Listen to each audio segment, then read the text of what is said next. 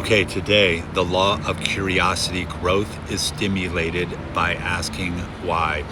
And listen, we do this incredibly good as kids, right? We ask why about everything. Why this, why that, why not? But somehow along the way, guys, we stop asking questions. We stop becoming curious.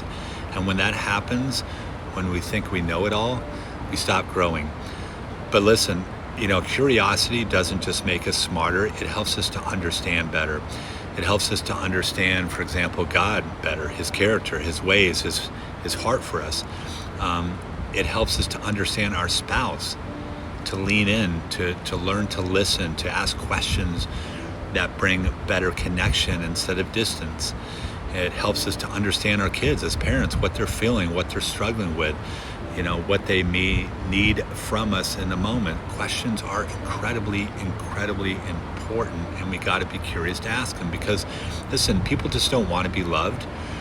They want to be understood, right? And curiosity is what gets us there. So when you think about that, guys, today, ask more questions. Ask, why do I react this way? Why do I believe what I believe? Why does my spouse feel that way? What might my child be struggling with or thinking in this moment?